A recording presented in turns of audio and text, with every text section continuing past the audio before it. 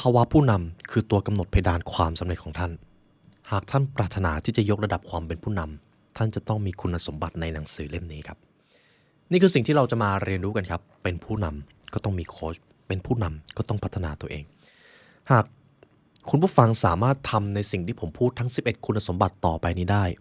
ความเป็นผู้นำของท่านจะเพิ่มทันทีและมันหมายถึงการเพิ่มขึ้นในระดับความสำเร็จของท่านด้วยนี่คือสิ่งที่ผมจะเดิมพันในพอดแคสต์เอพิโซดนี้ครับในพาร์ทนี้เรามาเรียนรู้กับหนังสือเล่มนี้กันครับ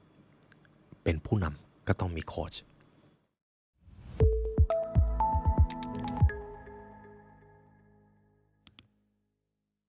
นี่คือวิชาที่ทรงพลังที่สุดที่พวกเราจะมอบให้แก่ท่านมันจะเปลี่ยนแปลงชีวิตของท่านไปสู่ความเป็นไปได้ใหม่ตั้งแต่ระดับกายภาพไปจนถึงจิตวิญญาณหากทุกท่านสามารถทำให้3องค์ประกอบนี้มีพลังงานที่สูงได้ความเป็นไปได้ใหม่จะเกิดครับและทั้งหมดนั้นอยู่ในตัวท่านมาตั้งแต่แรกแล้ว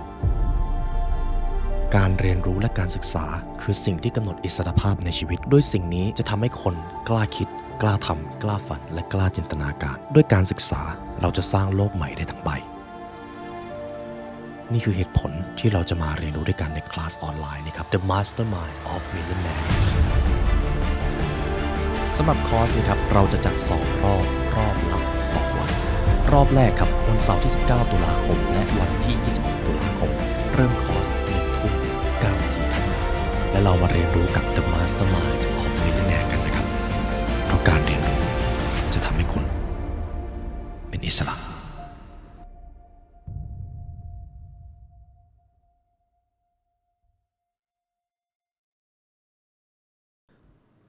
ผู้นำก็ต้องมีโค้ชครับในเอพิโซดนี้เราจะมาพูดถึง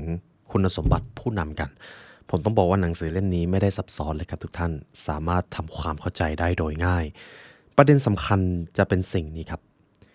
ความเป็นผู้นำคืออีกทักษะหนึ่งที่ถ้าผมย้อนตัวเองกลับไปได้ผมจะให้ตัวเองเรียนสิ่งนี้และผมเชื่อว่าถ้าคุณผู้ฟังแต่ละท่านได้ศึกษาเรื่องนี้ท่านจะเกิดความคิดที่ว่าทำไมเราถึงไม่รู้สิ่งนี้หรือไม่ฝึกสิ่งนี้ตั้งแต่แรกเพราะความเป็นผู้นำมันไม่ได้เกี่ยวกับเรื่องของตำแหน่งที่อยู่กับตัวเราแต่มันเกี่ยวกับเรื่องของการวางตัววุฒิภาวะการมีปฏิสัมพันธ์รวมไปถึงการบันดาลใจคนพอเรามีความเป็นผู้นำครับความสามารถในการใช้ความเก่งของคนอื่นมันจะเกิดเพราะคนคนหนึ่งไม่สามารถเก่งได้ทุกเรื่องและผมเชื่อว่าทุกท่านเห็นด้วยในสิ่งนี้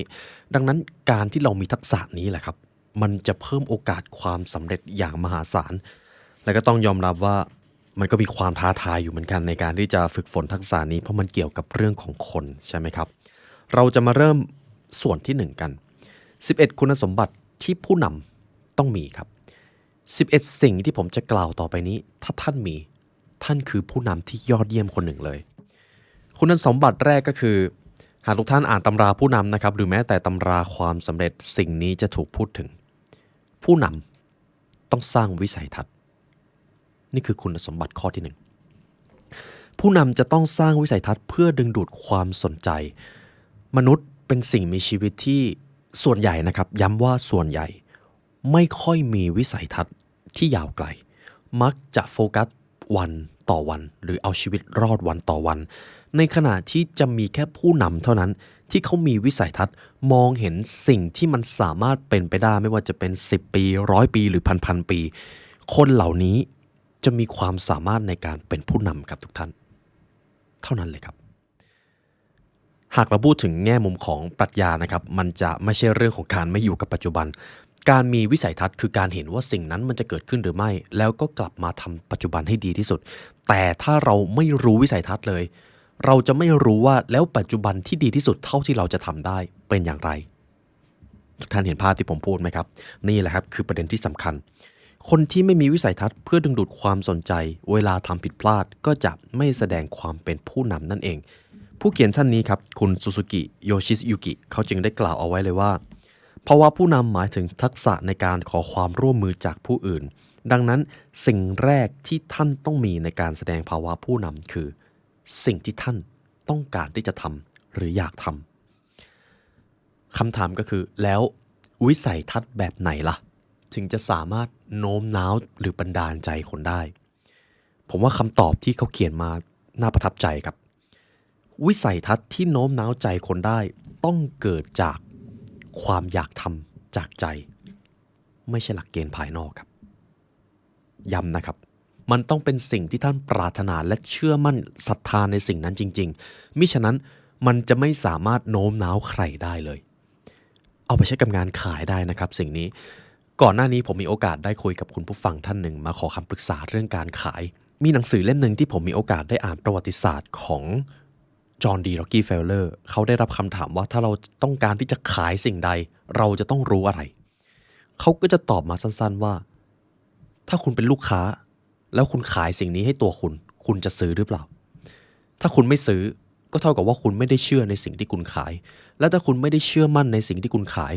ไม่ว่าคุณจะขายอะไรมันก็ล้มเหลวมันก็เท่านั้นเองวิสัยทัศน์ก็เช่นกันครับ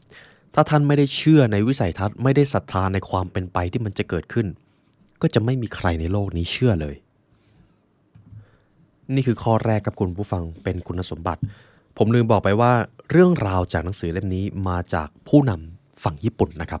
จุดเด่นของชาวญี่ปุ่นก็คือรวดเร็วมีระเบียบวินัยเพราะประเทศของเขาจะต้องรับมือกับภัยพิบัติอยู่บ่อยๆการขาดระเบียบวินัยก็อาจจะหมายถึงความสูญเสียที่มันสูงมากขึ้นนั่นเองรวมไปถึงสภาพอากาศที่มันหนาวทำให้พวกเขาจำเป็นจะต้องเอาชีวิตรอดการหาอาหารมันยากครับเมืองร้อนมักจะหาได้ง่ายกว่าแล้วปรัชญาของฝั่งทางญี่ปุ่นนะครับเขาก็จะมีทั้งเรื่องอิคิไกวาบิสบิปรัชญาเขาจะเยอะเขาเลยสามารถซึมซับเรื่องเหล่านี้ได้ลึกซึ้งแล้วก็ถ่ายทอดออกมาได้ดีเลยเป็นเหตุผลหนึ่งที่ผมตัดสินใจนำสิ่งนี้มาให้คุณผู้ฟังครับเราได้เรียนรู้คุณสมบัติที่1ไปแล้วคุณสมบัติที่2ผู้นำต้องตัดสินใจครับคำว่าตัดสินใจในแง่หนึ่งหมายถึงการเลือกและในอีกแง่หนึ่งมันก็หมายถึงการตัดตัวเลือกบางอย่างและเลือกตัวเลือกที่ดีที่สุดมันเลยไม่ง่ายเท่าไหร่ครับในบางการตัดสินใจผู้เขียนครับเขาแนะนำว่าหากเรามีโอกาสไปถามผู้ร่วมงานในแต่ละองค์กรแล้วถามว่าคุณไม่พอใจหัวหน้าเรื่องอะไรกันบ้างคำตอบส่วนใหญ่ที่ท่านจะได้รับก็คือหัวหน้าพวกเราไม่ค่อยตัดสินใจเลยในช่วงเวลาที่สำคัญนี่ก็เป็นความจริงในบ้านเราเช่นกันครับเวลาผมไปถามผู้ร่วมงานก็หัวหน้าก็จะโดนบอกว่าไม่ค่อยกล้าตัดสินใจเท่าไหร่เลยสิ่งนี้จึงเป็นเรื่องที่สำคัญอย่างยิ่งครับเพราะหลายครั้งพอเราได้ไปเป็นผู้นำเดี๋ยวเราก็จะไม่กล้าตัดสินใจเหมือนกันเหตุผลเป็นแบบนี้ครับการตัดสินใจมันมาพร้อมความรับผิดชอบโดยเฉพาะอย่างยิ่งหากการตัดสินใจนั้นมีอิทธิพลกับคนจำนวนมากมันจะเป็นการรับผิดชอบที่ใหญ่มากขึ้นตามไปด้วยแต่ในฐานะการที่จะเป็นผู้นำครับไม่ว่าท่านจะอยู่ในตำแหน่งใดหรือสถานะใดทางสังคมท่านเป็นผู้นำได้ถ้าท่านฝึกต่อไปนี้จะเป็น3ขั้นตอนที่จะทำให้ท่านกล้าตัดสินใจครับขั้นตอนที่1สมมุติมีการตัดสินใจที่มันยากๆเกิดขึ้นเรามาดูกันเลยว่าข้อดีและข้อเสียในการตัดสินใจแต่ละสิ่งเป็นอย่างไรขั้นตอนที่2ถ้าการตัดสินใจนั้นมันไม่ใช่เรื่องคอขาดบาดตายหรือมันสามารถเปลี่ยนแปลงมันไม่ได้มีอิทธิพลขนาดนั้นลองตัดสินใจทันทีครับเช่นเวลาจะไปกินอาหารผมขอให้คุณผู้ฟังลองครับถ้ามีใครมาชวนไปกินข้าวแล้วไม่รู้ว่าจะกินอะไรท่านแหละครับท่านจะต้องเป็นคนเลือกร้านอร่อยไม่อร่อยไม่รู้แต่ท่านจะต้องลองตัดสินใจดูโดยเฉพาะอย่างยิ่งเวลาในครอบครัวนะครับวันนี้กินอะไรดี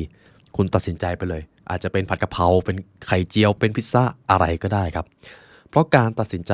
ในเรื่องเล็กๆมันจะเป็นการฝึกสมองฝึกเส้นประสาทของเราด้วยถ้าเราไม่ตัดสินใจในเรื่องเล็กๆเดี๋ยวพอเจอเรื่องใหญ่ทุกท่านครับท่านจะตัดสินใจได้ยากยิ่งกว่าเดิมซะอีกและขั้นตอนที่3ครับจำลองเหตุการณ์เพื่อการตัดสินใจครั้งสำคัญการจำลองสถานการณ์ที่ว่าสมมตินะครับคุณผู้ฟังเรียนประวัติศาสตร์แล้วก็ลองสวมบทบาทใครสักคนดูว่าถ้าเราเป็นกษัตริย์คนนั้นถ้าเราเป็นจักรพรรดิคนนั้นเราจะเลือกการตัดสินใจอย่างไรและถ้าเราเลือกการตัดสินใจนี้ผลลัพธ์ที่เกิดขึ้นมันจะแตกต่างจากประวัติศาสตร์มากน้อยแค่ไหนมันจะเป็นการฝึกการเชื่อมโยงแล้วก็มองเห็นการตัดสินใจยากๆในสถานการณ์จำลองครับไม่ต้องมีการสูญเสียจริงไม่ต้องมีการเข็นฆ่ากันจริงๆนั่นเองนี่คือ3ขั้นตอนต่อไปเรามาที่คุณสมบัติที่3ผู้นำต้องมี energy ครับมีพลังเหลือเฟือคำว่าพลังในที่นี้นะครับผมอยากให้ทุกท่านลองคิดภาพตามในวันที่อยู่บริษัทหรืออยู่ในที่ทำงานผู้นำคนไหนที่มีพลังงานเยอะเวลาเขาเดินเข้าห้องมาคุณจะรู้สึกว่าโอ้โหเหมือนห้องมันสว่างขึ้นเลยคุณรู้สึกเหมือนมีแรงบันดาลใจโดยที่เขาอาจจะยังไม่ได้ทักทายคุณด้วยซ้ำตรงกันข้ามกับอีกผู้นำประเภทหนึ่งที่มีพลังน้อยเหลือเกินคุณเห็นแล้วรู้สึกว่าทำไมเขาก็ไม่ได้ทำอะไรผิดแต่เขาดูไม่ค่อยมีบารมีเลยนั่นแหละครับคือสิ่งที่เรียกว่าพลังในภาษาไทยผมชอบคำว่าบารมีนะครับเวลาเราเรียกกันสิ่งนี้สามารถสร้างได้เราจะต้องเพิ่มพลังให้ตัวเองก่อนทำงานจริงๆมันก็มีหลายวิธีมากเลยสมมติคุณผู้ฟังจะไปพบปะผู้คนการพูดกับตัวเองในทิศทางบวกการออกกำลังกายในยามเช้าก็เป็นการเพิ่มพลังงานการแต่งองค์ทรงเครื่องให้ดีดูแลเสื้อผ้าหน้าผมก็เป็นการเพิ่มความมั่นใจความมั่นใจก็เป็นอารมณ์หนึ่งที่ส่งต่อพลังงานเช่นกันถ้าเป็นวิธีคลาสสิกผมจะขอนำจากหนังสือเล่มนี้มาให้นะครับออกกำลังกายนอนให้พออันนี้สำคัญมากนะครับนอนให้พอ 7-8 ชั่วโมงเพราะถ้าท่านนอนน้อยพลังงานชีวิตมันก็จะน้อยตามดื่มน้ำวันละ2 ลิตรเพราะน้ำเป็นตัวไหลเวียนชี่หรือพลังงานในร่างกายนะครับเดี๋ยวตรงนี้ผมจะไม่เจาะลึกถ้าท่านดื่มน้ำน้อยพลังงานมันก็จะไหลเวียนน้อยน้ำที่สะอาดคือน้ำที่ไหลอย่างต่อเนื่องแต่น้ำที่ไหลช้าหรือแน่นิ่งมักจะเน่าเสียอันนี้จะมาแนวทางปรัชญาการไม่กินอาหารหลัง4 ทุ่มหรือไม่กินอาหารก่อนนอนอย่างน้อย2 ชั่วโมงเพราะถ้าท่านกินอาหารก่อนนอนประมาณครึ่งชั่วโมงพลังงานที่จะใช้ไปกับการนอนก็จะถูกนำไปกับการย่อยและพลังงานชีวิตมันก็จะลดลงโหจริงๆมันมีวิธีเยอะมากเลยนะครับบางท่านอาจจะนั่งสมาธิก่อนทำงานก็ได้และที่สำคัญครับอันนี้จะเป็นอีกวิธีทรงพลังยิ่งแล้วมันจะทำให้ท่านมีพลังงานในทุกการทำงานอย่าเล่นโซเชียลมีเดียก่อนเริ่มทำงานเด็ดขาดเพราะมันจะถูกบดบังไปด้วยอคติบดบังไปด้วยข่าวสารการซุบซิบนินทาในโซเชียลมีเดียมันมีอะไรแบบนั้นเต็มเลยครับอย่าเล่นก่อนทำงานนั่นเองแล้วพลังงานท่านจะเยอะขึ้นและท่านจะทำงานได้อย่างมีประสิทธิผลมากขึ้นคุณสมบัติที่4ผู้นำต้องทำงานจนสำเร็จครับเรามาแยกแยะกันแบบนี้ก่อนทำงานเสร็จกับทำงานสำเร็จไม่เหมือนกันครับทำงานเสร็จก็ประมาณว่าทำไปพอจบก็คือจบแต่ทำงานสำเร็จทำงานแล้วก็หาแนวทางในการพัฒนาศักยภาพและผลงานออกมาให้มากยิ่งขึ้นจนเมื่อผลลัพธ์มันออกมามันย่อมดีกว่าการแค่ทำงานเสร็จครับทุกท่านหากท่านมีนิสัยของการทำงานสำเร็จท่านจะได้รับความไว้วางใจจากผู้ร่วมงานจากผู้นำและอนาคตความก้าวหน้าก็คือผลลัพธ์ที่จะเกิดขึ้นนั่นเองอันนี้ก็เลยจะเป็นคำแนะนำสั้นๆที่จะให้คุณผู้ฟังยกระดับความเป็นลีดเดอร์หรือผู้นำในตัวเองนะครับงานใดก็ตามที่ท่านทำอยู่ท่านจะต้องรู้ก่อนว่างานนี้มันสร้างคุณค่าอะไรให้สังคมบ้างและทุกท่านครับทุกงานที่ทำด้วยความสุจริตล้วนมีคุณค่าบางอย่างต่อสังคมมิฉะนั้นท่านคงไม่มีทางได้เงินเดือนครับหรือไม่มีทางได้ผลตอบแทนเด็ดขาดแต่เพราะมันมีคุณค่าคนต้องการสิ่งนั้นเขาเลยยอมจ่ายเงินให้ท่านและดังนั้นหากท่านหาเป้าหมายหรือคุณค่าของงานนั้นเจอเราก็จะมาดูกันต่อแล้วท่านจะต้องทำอย่างไรบ้างเพื่อที่จะพัฒนาศักยภาพและผลงานในงานนั้นออกมาให้มากที่สุดยิ่งเรามีศักยภาพสูงและมีผลงานที่สูงมากเท่าไหร่งานนั้นจะนำมาซึ่งความพึงพอใจในช่วงท้ายของวันมากขึ้นมันคือสภาวะของการเหนื่อยแต่คุ้มครับซึ่งมันดีกว่าการทำไปวันๆหรือทำไปเรื่อยๆมหาศาลผมพาคุณผู้ฟังมาที่คุณสมบัติที่5ผู้นำต้องรวดเร็วครับคำว่ารวดเร็วในที่นี้คืออะไรจะต้องหุนหันพลันแล่นรีบตัดสินใจมุทะลุตลอดเลยหรือเปล่าเรามาหาคำตอบกันผู้นำที่รวดเร็วองค์กรจะดำเนินได้เร็วขึ้นคำว่าเร็วในที่นี้ทุกท่านยังจำหนังสือคนรวยทำงานเร็วได้ไหมครับการทำงานเร็วไม่ได้หมายถึงการทำงานชุ่ยครับการทำงานเร็วคือการทำงานโดยสร้างผลลัพธ์ที่ดีที่สุดโดยใช้ระยะเวลาที่สั้นที่สุดดังนั้นการทำงานเร็วจะไม่สามารถทำได้ด้วยการ ไม่วางแผนหรือทำเพียงแค่ทำไปผ่านๆเป็นไปไม่ได้ครับการจะทำงานเร็วในมุมมองของผู้นำคือการกำหนดเวลาให้ชัดเจนว่าช่วงเวลาไหนจะดำดิ่งไปกับงานนี้และงานนี้เดดไลน์อยู่เมื่อไหร่จะสามารถดึงศักยภาพออกมาอย่างไรได้บ้างในกรอบเวลาที่จำกัดนี้ถ้าเรามีกรอบความคิดแบบนี้ครับเราจะเป็นคนทำงานเร็วและสิ่งหนึ่งที่เป็นความจริงก็คือถ้าท่านมีโอกาสได้ไปศึกษาวิถีของผู้นำเก่งๆนะครับทุกคนทำงานเร็วและทำงานดีด้วยมันไม่ใช่เวทมนต์ครับมันคือสิ่งที่เขาฝึกมาเพราะเขากำหนดได้ว่าเวลาไหนจะทำสิ่งใดเชื่อนะครับถ้าคุณผู้ฟังกำหนดได้ว่าใน1 วันมีอะไรที่สำคัญและท่านจะดำดิ่งไปกับงานนั้นการเป็นผู้นำที่ทำงานเร็วจะเกิดขึ้นกับท่านโดยอัตโนมัติเลยนี่คือคุณสมบัติข้อที่5ครับผู้นำต้องทำงานเร็วคนสำเร็จทำงานเร็วคนรวยทำงานเร็วคุณสมบัติที่6ผู้นำต้องยุติบางสิ่งได้คำว่ายุติในที่นี้นะครับสมมติว่าผมเป็นผู้นำองค์กรใหญ่แล้วกำลังทำโปรเจกต์หนึ่งอยู่แล้วรู้แน่ๆว่าถ้าฝืนนั้นทุลังต่อไปยังไงมันก็ขาดทุนยังไงมันก็ล้มเหลวทุกท่านเชื่อไหมครับว่าผู้นำที่ไม่มีประสิทธิภาพส่วนใหญ่จะไม่กล้าไปยุติโปรเจกต์นั้นจะปล่อยให้โปรเจกต์นั้นไปเรื่อยๆถึงแม้จะรู้ว่ามันจะขาดทุนก็ตามซึ่งเหตุผลอาจจะเป็นเพราะการตัดสินใจที่จะยุติมันอาจจะหมายถึงความอ่อนแอหมายถึงความโลเลแล้วถ้าคนที่ไม่มีความเป็นผู้นำมาเจอสถานการณ์นี้เขาจะไม่กล้ายุติแต่คนที่มีความเป็นผู้นำรู้ว่าโอเคเราจำเป็นจะต้องยุติสิ่งนี้และมันเป็นผลประโยชน์ที่สำคัญที่สุดขององค์กรเขาจะตัดสินใจยุติครับและเขาแทบจะไม่แคร์เลยว่าจะโดนวิพากษ์วิจารณ์อย่างไรเพราะเขารู้ว่าทำต่อไปก็ไร้ประโยชน์นั่นเองผู้เขียนท่านนี้ครับมีโอกาสได้ไปถามบริษัทแห่งหนึ่งและเขาก็ถามว่าระหว่างการเริ่มต้นโปรเจกต์กับการยุติโปรเจกต์อะไรลำบากใจกว่ากันคำตอบ 100% นะครับก็คือยุติโปรเจกต์ครับการยุติหรือหยุดสิ่งที่เริ่มต้นไปแล้วต้องอาศัยความกล้าหาญแล้วมันอาจจะต้องใช้อย่างมหาศาลครับถ้ามันเป็นโปรเจกต์ที่ใหญ่มากๆดังนั้นครับคุณผู้ฟังสิ่งใดก็ตามที่ดูว่าทำไปแล้วเนี่ยมันไม่ได้เกิดผลดีแล้วสิ่งที่เราทำกันอยู่มันอาจจะเป็นสิ่งที่เราให้ความสำคัญก็จริงแต่มันไม่ได้ก่อให้เกิดประโยชน์เลยท่านจะต้องยุติครับถ้าท่านมีอำนาจหรือถ้าท่านเป็นผู้ร่วมงานท่านอาจจะใช้เวลาที่เหมาะสมในการบอกว่าเราควรหยุดสิ่งนี้นะเพราะมันอาจจะก่อให้เกิดหายนะในอนาคตนั่นเองต่อไปครับเรามาพูดถึงคุณสมบัติข้อที่7ผู้นำต้องเป็นผู้ฟังที่ดีอันนี้พูดเหมือนง่ายนะครับแต่ในความเป็นจริงคนที่มีโอกาสได้ไปเป็นผู้นำมักจะตกม้าตายตรงนี้เรามาดูสิ่งนี้กันครับ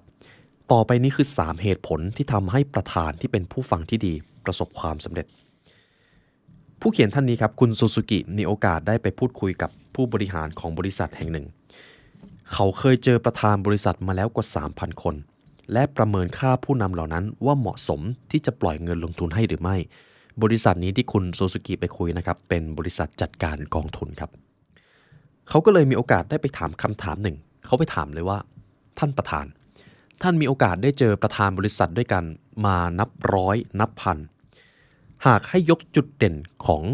ประธานบริษัทที่ประสบความสำเร็จท่านจะนึกถึงคนแบบไหนหรือท่านจะนึกถึงอะไรหากคำตอบในใจเราอาจจะเป็นกลยุทธ์วิสัยทัศน์หรือความว่องไวใช่ไหมครับแต่ทุกท่านเชื่อไหมครับว่าคำตอบที่เขาบอกคืออะไรประธานบริษัทจัดการกองทุนครับผู้ที่มีข้อมูลของประธานบริษัท 3,000 คนตอบว่ามันคือการเป็นผู้ฟังที่ดีครับเขาบอกแค่นี้ครับและเขาก็เล่าให้ฟังต่อว่า3เหตุผลที่ว่าทำไมการเป็นผู้ฟังที่ดีจึงเป็นแรงขับเคลื่อนความสำเร็จของคนอย่างแรกก็คือผู้นำที่เป็นผู้ฟังที่ดีจะสามารถแก้ไขข้อผิดพลาดในชีวิตได้รวดเร็วครับผู้นำที่เป็นผู้ฟังที่ดีจะได้ความคิดเห็นเกี่ยวกับพฤติกรรมของตัวเองเขาจึงพร้อมแก้ไขข้อผิดพลาดในชีวิตทันทีและมีโอกาสน้อยมากที่จะตกอยู่ในสภาวะกลับตัวไม่ได้เพราะเขาฟังครับเขาฟังฟีดแบ็กเขาฟังข้อผิดพลาดเขาไม่ได้ฟังแต่สิ่งที่เขาอยากฟังนั่นเองเหตุผลที่2ผู้นำที่เป็นผู้ฟังที่ดีมักจะนำเสนอไอเดียได้ผู้นำที่ทำงานเก่งครับจะไม่นั่งอยู่แต่ในห้องทำงานไม่ยอมออกไปไหน บางครั้งเขาจะเดินไปตามหน้างานไปทักทายผู้ร่วมงานจำนวนไอเดียที่เข้าหูครับจากการพูดคุยจะทำให้เขาได้ไอเดียใหม่ๆเหตุผลที่3ผู้นำที่เป็นผู้ฟังที่ดีจะเพิ่มพลังใจให้คนครับผมเชื่อว่าคุณผู้ฟังหลายท่านมีผู้นำเป็นของตัวเองเคยไหมครับที่เวลาเราคุยอะไรแล้วผู้นำฟังเราจริงๆเราจะรู้สึกว่าทำไมเรารู้สึกดีกับเขาจังเลยทั้งที่ผู้นำเขายังไม่ได้พูดอะไรกับท่านเลยเขาแค่ฟังการฟังคือสิ่งมหัศจรรย์อย่างยิ่งครับในตำราการสร้างความสัมพันธ์สิ่งนี้เราแทบไม่ต้องตั้งคำถามเลยถ้ามีใครรับฟังเรื่องราวของเราเราจะรู้สึกว่าเราเป็นคนสำคัญเรามีคุณค่าเพิ่มขึ้นนั่นเองครับตามหลักจิตวิทยาแต่จริงๆก็มี disclaimer ที่ผู้เขียนได้เขียนไว้นะครับสุดท้ายนี้การเป็นผู้ฟังที่ดีมีเรื่องสำคัญอย่างหนึ่งและมันสำคัญมากด้วยไม่ฉะนั้นเวลาของท่านจะสูญเปล่านั่นก็คือไม่จำเป็นต้องรับฟังตลอดเวลาครับควรเตรียมทางเลือกที่จะไม่รับฟังไว้ด้วยอันนี้เป็นประสบการณ์ที่ผมเชื่อว่าหลายท่านก็จะเจอเพื่อนร่วมงานมาคุยกับท่านผ่านไปพักใหญ่ๆแล้วไม่เข้าประเด็นสักทีวนไปวนมาก็กลับกลายเป็นว่าพลังงานที่ท่านใช้ไปกับการฟังนั้นมันไม่ได้เกิดประโยชน์เลยแล้วท่านก็อาจจะรู้สึกไม่ดีก็ได้การรู้ว่าเมื่อไหร่ควรฟังและสถานการณ์ไหนไม่ควรฟังหรือควรจะบอกไปเลยว่าเข้าประเด็นเลยได้หรือไม่อันนี้สำคัญมากครับแล้วมันต้องเป็นศิลปะด้วยเพราะถ้าใช้ไม่เป็นมันอาจจะกลายเป็นการก่อความขุ่นข้องหมองใจซึ่งกันและกันได้สมมติว่ามีเพื่อนร่วมงานรายงานการประชุมแล้วไม่เข้าประเด็นสักทีคุณอาจไม่จำเป็นต้องทนรับฟังจนจบคุณอาจจะบอกไปเลยว่าช่วยรายงานข้อสรุปมาเลยได้หรือไม่พอดีเดี๋ยวผมมีธุระต่อในเวลาเข้าประชุมหากลูกน้องของท่านเอาแต่อ่านเนื้อหาที่เขียนไว้ในเอกสารซึ่งท่านสามารถอ่านเองได้นั่นแหละครับสิ่งนั้นท่านควรจะบอกเขาว่าคุณกำลังใช้เวลาอันมีค่าของทุกคนอยู่ช่วยสรุปสิ่งที่อยู่ในกระดาษนั้นมาได้หรือไม่ตรงนี้แหละครับเป็นศิลปะเอาละครับผมนำมาที่คุณสมบัติที่8นี่คือคุณสมบัติที่คนในโลกนี้กลัวมากที่สุดผู้นำต้องกล้าพูดต่อหน้าผู้คนครับใช่ครับคือคุณผู้ฟังครับก่อนหน้านี้ผมมีโอกาสได้ไปเจอผู้นำนะครับซึ่งเป็นองค์กรใหญ่มากผมถามเขาตรงๆเลยว่าท่านกลัวการพูดในที่สาธารณะไหมครับเขาตอบมาตรงๆเลยตั้งแต่ผมเป็นผู้นำมานี่คือสิ่งที่ผมกลัวที่สุดและทุกครั้งที่ผมจะต้องพูดผมจะรู้สึกเก้ๆกังๆตลอดเลยผมอยากฝึกมากเลยครับคุณไลออนฝึกอย่างไรเขาถามมาแบบนี้ซึ่งมันทำให้ผมเห็นว่าแม้แต่ผู้นำของท่านนะครับเวลาท่านไปทำงานท่านเจอผู้นำหากเขาจะต้องพูดในที่สาธารณะยังไงเขาก็จะรู้สึกกลัวครับโดยเฉพาะอย่างยิ่งถ้าเขาไม่ได้ฝึกมาเลยท่านสามารถใช้สิ่งนี้เป็นโอกาสได้ครับไม่ว่าท่านจะทำงานอะไรอยู่ถ้าท่านมีความสามารถในการพูดในที่ชุมนุมด้วยบุคลิกอันสง่าผ่าเผยบารมีของท่านจะเพิ่มขึ้นมหาศาลเพราะนั่นคือสิ่งที่ผู้นำหลายคนยังหวาดกลัวครับฝึกสิ่งนี้ครับผมรู้ว่าบางครั้งมันยากครับแต่ท่านฝึกได้การพูดในที่สาธารณะหรือการพูดในที่ชุมนุมเป็นเรื่องที่ผู้นำเลี่ยงไม่ได้ครับยิ่งมีผู้ตามเยอะเท่าไหร่ก็ยิ่งต้องพูดต่อหน้าพวกเขาให้พร้อมหน้ากันมากเท่านั้นต่อไปนี้จะเป็น5เคล็ดลับแล้วกันครับให้ท่านสามารถสื่อสารในที่สาธารณะเคล็ดลับที่1ในการพูดในที่ชุมนุมนะครับสิ่งแรกที่ท่านต้องรู้ก่อนเลยก็คือท่านจะพูดสิ่งใดเพราะถ้าท่านไม่รู้เกือบ 90% ครับท่านจะพูดวนไปวนมาแล้วก็หาประเด็นไม่ได้แต่ถ้าท่านกำหนดหัวข้อกำหนดต้นแบบท่านจะไม่หลงประเด็นครับสิ่งนี้สำคัญมากนะครับเพราะหลายครั้งหากสังเกตดีๆคนที่ไม่ได้เตรียมตัวในการพูดจะพูดวนไปวนมาครับขั้นที่2ลองอัดคลิปหรืออัดเสียงของท่านเวลาพูดเวลานำเสนอ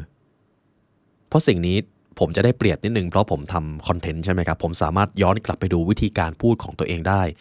มันทำให้มีโอกาสเห็นข้อผิดพลาดและจุดที่ควรสามารถพัฒนาทุกท่านสามารถทำสิ่งนี้ได้ครับอาจจะไม่ต้องถึงขั้นทำคอนเทนต์ทำวิดีโอแค่อัดเสียงแล้วก็นอนฟังเสียงของตัวเองมันอาจจะดูแปลกๆครับเวลาเราได้ยินเสียงของตัวเองแต่เชื่อเถอะครับผลลัพธ์ของมันคุ้มค่าเสมอขั้นตอนที่3หากมันเป็นประเด็นปัญหาเมื่อประชุมจบลองรวบประเด็นที่ต้องแก้ไขประมาณว่าเรานำเสนอเนื้อหาไปแล้วเรานำเสนอหัวข้อไปแล้วมี วิธีทางอะไรบ้างที่จะแก้ไขปัญหานี้ที่เรานำเสนอมาเพราะถ้าไม่รวบประเด็นครับทุกคนต่างจะแสดงความคิดเห็นแล้วเวลามันก็จะหายไปวิธีที่4ถามความคิดเห็นคนรอบข้างครับว่า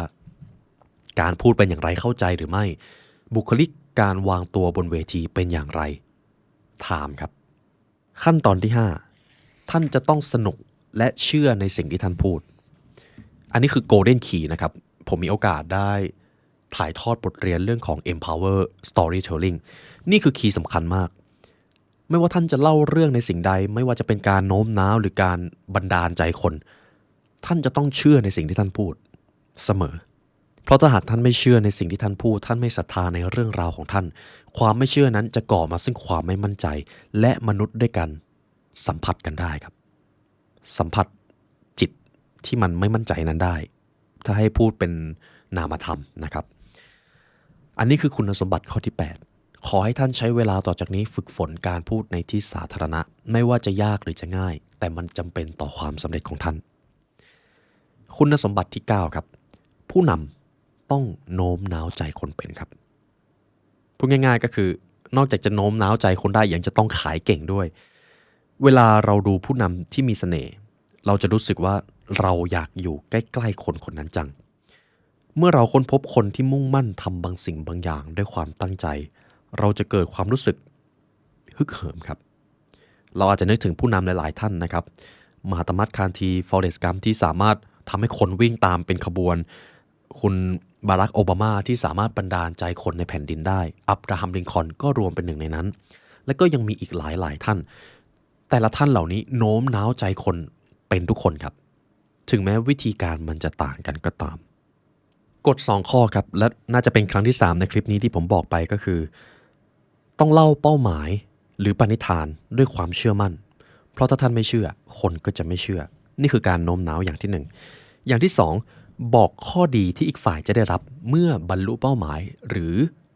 สิ่งที่จะได้รับเมื่อร่วมงานนั้น think win win นั่นเองคิดว่าอีกฝ่ายจะได้ผลประโยชน์อะไรสมมุติผมจะไปพูดคุยขอความร่วมมือจากเพื่อนร่วมงานสักคนเนี่ยเราจะทำโปรเจกต์นี้กันคุณพอจะช่วยหน่อยได้ไหมผมขอเวลาในวันนี้หน่อยเพราะถ้าโปรเจกต์นี้เสร็จผมเชื่อเลยว่าทีมของเราจะได้รับคำชื่นชมจากหัวหน้าอย่างมหาศาลและงานนี้จะทำให้ทีมของเราได้รับเครดิตผมขอเวลาคุณมาร่วมงานนี้หน่อยได้ไหมนี่คือการโน้มน้าวครับผมแค่บอกไปว่าเขาจะได้รับอะไรผมไม่ได้บอกด้วยซ้ำว่าผมจะได้รับอะไรเท่านั้นเลยครับนี่คือ2เคล็ดลับในการโน้มน้าวใจจริงๆคีย์นี้แพงมากนะครับคุณสมบัติข้อที่10ผู้นำต้องไม่หนีปัญหานั่นเองหรือไม่โทษคนอื่นผู้นำต้องไม่หนีเพราะคนทั่วไปมองว่านี่คือคุณสมบัติที่ผู้นำต้องมีเมื่อเกิดปัญหา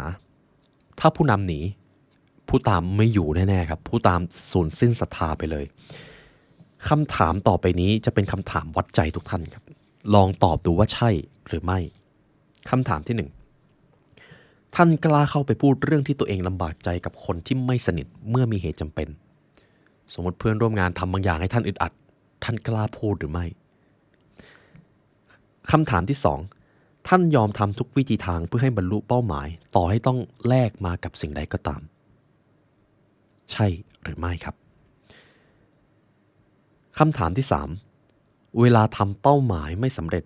ท่านจะไม่โทษคนอื่นหรือท่านจะไม่พูดแก้ตัวเด็ดขาดล่าสุดที่ท่านโทษคนอื่นจำได้อยู่ไหมครับถ้าจำไม่ได้แสดงว่าท่านอาจจะฝึกตัวเองมาเป็นผู้รับผิดชอบชีวิตตัวเองเป็นที่เรียบร้อยแล้วคำถามที่4เวลาที่ทีมหรือเพื่อนร่วมงานของท่านถูกตำหนิท่านจะออกรับหน้าแทนเสมอหากโปรเจกต์นั้นท่านมีส่วนร่วมหรือถ้าท่านเป็นหัวหน้าโปรเจกต์นั้นคำถามที่5ท่านรับฟังคำวิจารณ์อย่างรุนแรงได้ประมาณว่าดุเด็ดเผ็ดร้อนเลยครับแล้วคุณก็จะรู้สึกต้องใช้ความอดทนมากด้วยในการรับฟังคำวิจารณ์นั้นแต่ท่านก็จะยังฟังคำถามสุดท้ายครับเวลานำเสนอสามารถพูดไปและสบตาคนฟังไปได้เท่านี้ก่อนครับนี่แหละครับหากคำถามที่ผมถามมาทั้งหมดท่านตอบว่าใช่ท่านคืออีกคนหนึ่งที่ไม่หนีปัญหาท่านคือคนที่กล้าเผชิญหน้ากับความกลัวโดยไม่คิดหนียินดีด้วยครับ นี่คือทักษะที่สำคัญมากนะครับมันจะเปรียบเสมือนความอึดในการต่อสู้กับปัญหาที่มันเกิดขึ้นในแต่ละวันผมมาที่คุณสมบัติข้อสุดท้ายครับผู้นำต้องมองตัวเองอย่างเป็นกลางครับถ้าให้พูดง่ายๆก็คือมีความคิดที่ถูกต้องเที่ยงตรงไม่ได้ตัดสินด้วยอคติเท่านั้นเลยครับคนนี้ทำงานดีและเป็นที่ชื่นชอบของผู้ร่วมงานเขาก็ควรได้รับการเลื่อนตำแหน่งแต่อีกคนเป็นคนที่สนิทกับคุณจะให้ใครถ้าเป็นผู้นำที่มีความเป็นกลางก็ย่อมต้องให้ผลงานกับคนที่มีผลงานมีศักยภาพมากกว่านั่นเองการมองอย่างเป็นกลางสำคัญมากนะครับแล้วมันก็ไม่ใช่เรื่องง่ายเลยสำหรับมนุษย์ที่มีอคติประมาณ150กว่าตัวในความคิดผมเลยเอา3วิธีนี้แหละครับจะเพิ่มทักษะการมองตัวเองอย่างเป็นกลางมาให้วิธีที่1รับฟังความคิดเห็นครับรับฟังครับเมื่อเราฟังมันจะเป็นการที่เราไปกดอคติและอีโก้ของตัวเองไว้แล้วทุกๆครั้งที่ฟังท่านไม่จำเป็นจะต้องมีสิ่งใดตอบโต้เลยเมื่อมีใครพูดอะไรจบท่านจะเงียบเป็น10-20 วิเลยก็ได้เพราะท่านฟังวิธีที่2ลองมองตัวเองในมุมมองของคนอื่นถ้าเราเป็นเขาแล้วเจอสถานการณ์นี้เราจะรู้สึกอย่างไรถ้าพูดภาษาไทยก็คือเอาใจเขามาใส่ใจเรานั่นเองครับและวิธีที่3ลองเขียนข้อความแนะนำตัวเองให้คนอื่นอ่านการเขียนในที่นี้ก็คือตัวท่านมีค่านิยมอย่างไรตัวท่านมีนิสัยอย่างไรทำไมบางครั้งท่านถึงไม่รับฟังผู้ร่วมงานเวลาผู้ร่วมงานทำงานผิดพลาดท่านจะรับมืออย่างไรเขียนเป็นข้อมูลโดยสังเขปประมาณว่าเป็นเรซูเม่ของท่านเองนะครับให้ผู้ร่วมงานได้ตามอ่านโดยเฉพาะอย่างยิ่งถ้าท่านเป็นผู้นำท่านอาจจะบอกไปเลยว่าผมว่าผมมีข้อผิดพลาดตรงนี้คุณคิดว่าอย่างไรประโยคที่ว่าคุณคิดว่าอย่างไรมันเป็นประโยคศักดิ์สิทธิ์มากเลยนะครับถ้าท่านใช้บ่อยๆท่านจะได้รับความศรัทธาจากคนรอบข้างนี่คือ11คุณสมบัติที่ผู้นำต้องมีเป็นอันดับแรกครับและมันคือส่วนแรกที่ผมนำมาสรุปให้กับทุกท่านเพียงเท่านี้คุณสมบัติความเป็นผู้นำของท่านก็ได้รับการยกระดับเพิ่มขึ้นแล้วและเช่นเคยครับหากทุกท่านฟังมาถึงตรงนี้แล้วอยากใช้เวลาเรียนรู้ให้ลึกซึ้งกว่านี้ทุกท่านสามารถเรียนรู้ได้ผ่านพรีเมียมคอนเทนต์ของ The Library Learn ครับในที่แห่งนั้นมีทั้งตำราความสำเร็จตำราการพัฒนาตัวเองตำราจิตวิทยาของมนุษย์ซึ่งบางศาสตร์ก็มีความลึกลับจนผมไม่สามารถเอามาพูดออกสื่อได้หากคุณผู้ฟังต้องการเรียนรู้ในที่แห่งนั้นสามารถเรียนรู้ได้2ช่องทางครับทั้ง YouTube Membership กดปุ่มจอยข้างล่างได้เลยครับหรือ www.thelibrarylearn.com และเราจะเป็นเกียรติอย่างยิ่งครับที่จะได้เป็นส่วนหนึ่งในการพัฒนาตัวเองของทุกท่านในวันนี้ได้เวลาอันสมควรแล้วครับทีมงาน The Library Learn และตัวผมไลออนยุวศิลป์ขอกล่าวอำลาทุกท่านไปก่อนเพราะการเรียนรู้จะทำให้คุณเป็นอิสระในวันนี้สวัสดีครับนี่คือวิชาที่ทรงพลังที่สุดที่พวกเราจะมอบให้แก่ท่านมันจะเปลี่ยนแปลงชีวิตของท่านไปสู่ความเป็นไปได้ใหม่ตั้งแต่ระดับกายภาพไปจนถึงจิตวิญญาณหากทุกท่านสามารถทำให้3องค์ประกอบนี้มีพลังงานที่สูงได้ความเป็นไปได้ใหม่จะเกิดครับและทั้งหมดนั้นอยู่ในตัวท่านมาตั้งแต่แรกแล้วการเรียนรู้และการศึกษาคือสิ่งที่กำหนดอิสรภาพในชีวิตด้วยสิ่งนี้จะทำให้คนกล้าคิดกล้าทำกล้าฝันและกล้าจินตนาการด้วยการศึกษาเราจะสร้างโลกใหม่ได้ทั้งใบนี่คือเหตุผลที่เราจะมาเรียนรู้ด้วยกันในคลาสออนไลน์นะครับ The Mastermind of Millionaire สำหรับคอร์สนี้ครับเราจะจัด2รอบละ2วันรอบแรกครับวันเสาร์ที่19ตุลาคมและวันที่26ตุลาคมเริ่มคอร์ส 1:09 นครับและเรามาเรียนรู้กับ The Mastermind of Millionaire กันนะครับเพราะการเรียนรู้จะทำให้คุณเป็นอิสระ